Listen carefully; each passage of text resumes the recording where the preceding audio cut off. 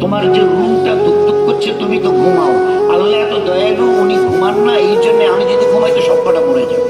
তো তোমার এই হার্টবিটটাকে আল্লাহ ওটাকে বাকি রেখে দিয়েছে, তুমি করে ঘুমাচ্ছ কিন্তু ও হার্টবিট ঠিক আল্লাহ এ তার দয়া। এরকম বহু জিনিস তুমি দেখো। আচ্ছা তোমার পিঠটা আছে তো, পিঠ বলে হয়তো তাহলে আচ্ছা পিঠে কি পড়ে আছে ওটা তো দেখা যায় না। তো আপনি আল্লাহকে কোথায় সাত আসমানের মধ্যে আরো কি করে এতটা সাহস করবে? সাহসের একটা সীমা থাকবে, একটা লিমিট থাকবে কথা বলা। যে মানুষটাকে আল্লাহ নিজের পিঠটা দেখার, নিজের চোখের সামনে নাকটাকে দেখার, আল্লাহ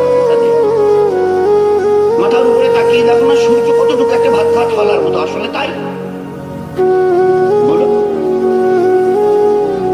এই জন্যে অবসব তো আল্লাহ পাক এই জন্য নবীকে রসুলদের দিয়ে আল্লাহ পুরো জিনিসটাকে আল্লাহ একদম দেখিয়ে দিয়েছে। তুমি মায়ের পেটে এতদিন ছিলে 10 মাস, 9-10 মাস, ফের এই দুনিয়ার পেটে এসে তোমাকে 60-70-80, ফের তারপরে কবরের পেটে কিয়ামত পর্যন্ত একটা লম্বা টাইম, আর একটু লম্বা টাইম, তারপরে কিয়ামতের মাঠ 50, কোরআন বলছে 50,000 বছর।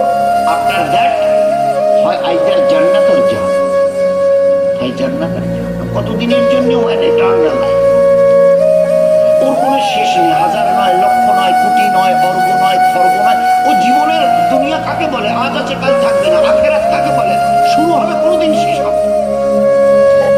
আল্লাহ পাক তোমাকে মায়ের পেটে চোখ, কান, হাত, মুখ, দিল, দিমাগ কেন দিয়েছে জানো? এই দুনিয়াতে তুমি কি করে চলবে তার জন্য। এই 50-60 বছর কি করে চলবে তার জন্য আল্লাহ তোমার ওই কাঠামোটাকে তৈরি করে দিয়েছে। দুনিয়ার পেটে আসমানের নিচে জমিনের উপরে তোমাকে 60-70 বছর কেন ছেড়ে দিয়েছে জানো? কেন একবার ভেবে দেখেছো, জিজ্ঞাসা করেছো তোমার বানানেওয়ালাকে কেন পাঠিয়ে দেওয়া হলো এখানে 60-70-80-90-100 বছর? যে মরণের পরে আরেকটা জীবন আসছে। প্রথম ফার্স্ট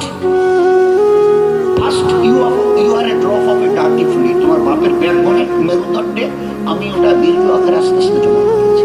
ওখান থেকে মায়ের রহিবে, ফের ওখানে 10 মাস, ফের তারপরে দুনিয়ার এই পেটে, আসমান জমিনের মাঝখানের এই পেটে, এখানে 60-70-80 বছর, তারপরে তোমাকে কবরের পেটে, ফের ওখান থেকে কিয়ামতের মাঠ হয়ে হয় জান্নাত অথবা জাহান্নাম।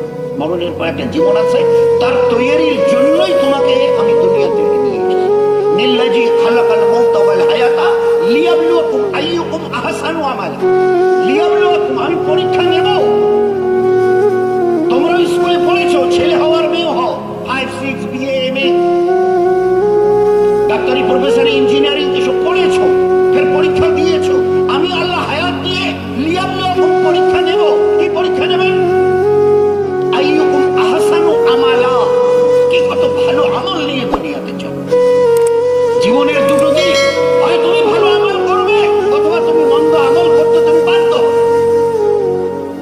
কিন্তু দুনিয়া এমন একটা জায়গা, এই দুনিয়াওয়ালারা তোমাদের ভালো আর মন্দের সহি সুষ্ঠু বিচার কোনোদিন হয়নি, কিয়ামত পর্যন্ত করতে পারবে।